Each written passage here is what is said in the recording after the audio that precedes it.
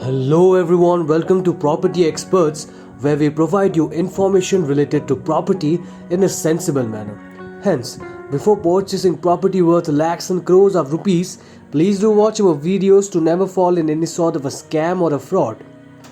I want to talk about some of the common pitfalls that NRIs especially face when they come for purchasing flats in India. You see, NRI is people working abroad. People earning their money abroad have a very different perception of India's real estate market than the reality. So I want to put the reality in front of them and caution them to avoid taking on investment opportunities, which are actually not opportunities but pitfalls. From an NRS perspective, it is very lucrative to put their money into Indian market, especially real estate market. And here is why. The interest rates abroad are very low, and I believe it is 1% or some such thing.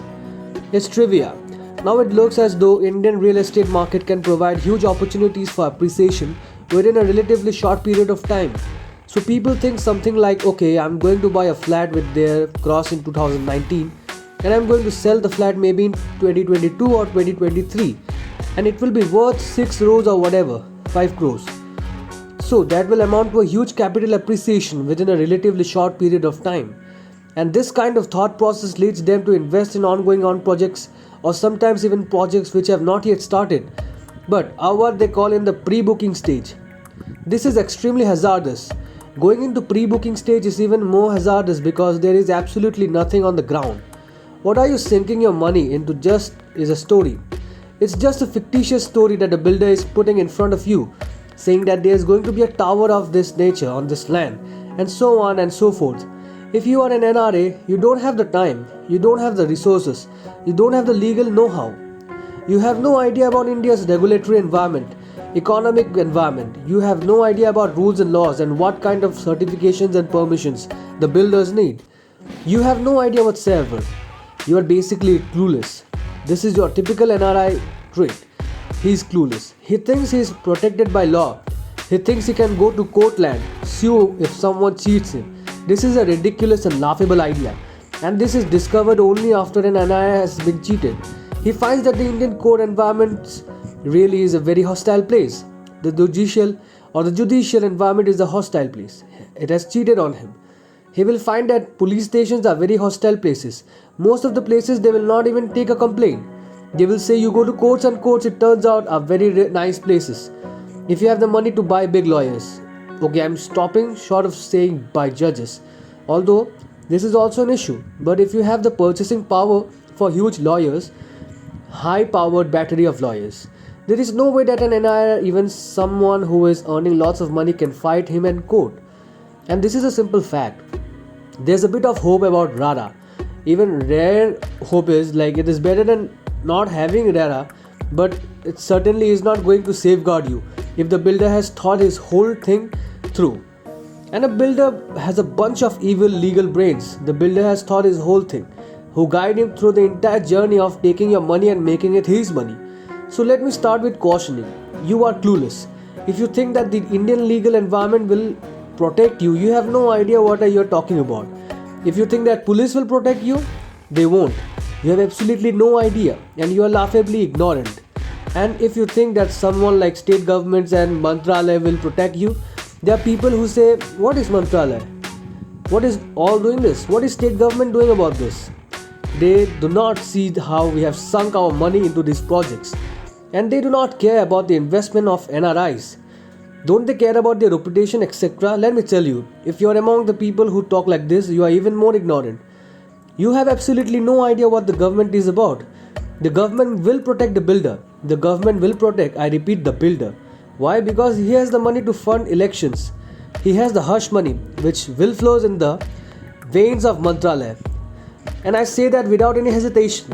A lot of the slush money, hush money that is sucked up by the builders from your pockets goes into Mantralaya, okay?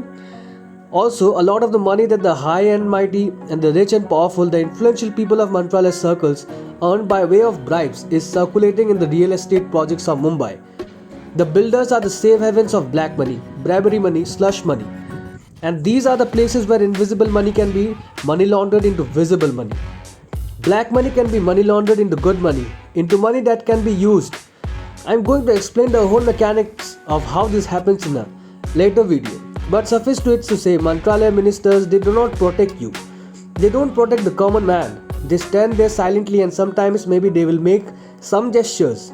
So what am I saying is, what I am saying here is to stop your idiotic ritual of coming to Mumbai, visiting your relatives for 3 weeks, and then saying that you are going to make an investment decisions in 1 week, in the last week, and then doing the rounds of different bound sales offices, usually well-known builders, and you just see their show flats and see their glossy brochures, you see their 3D models, you get convinced by their sales talk, the glib sales talk of hired salesmen and women who are basically clueless.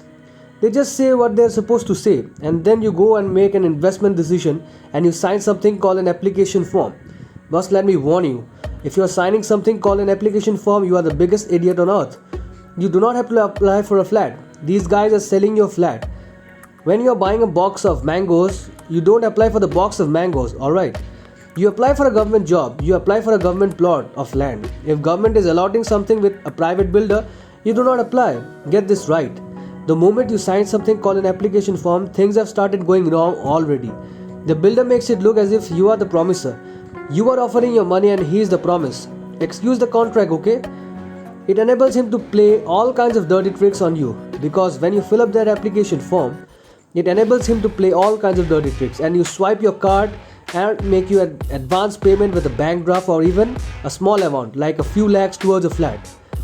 He makes you fill up your own flat details, carpet area, etc., etc. So he will be later on be able to say that he did not promise you anything. You promised him and your money in return for a flat. He uses that as a trick in quotes. Please beware of the second thing is, please stop looking at show flats and making a purchase decision. That's a terrible idea. Don't look at a brochure. Don't look at a show flat and make your purchase decision. See the actual flat, and I need hardly stress bunch prevails the walls. Find out whether the walls are made up of stand, stool, and look into the antique shop around. Don't just make a purchase by walking around a flat and being a nice guy.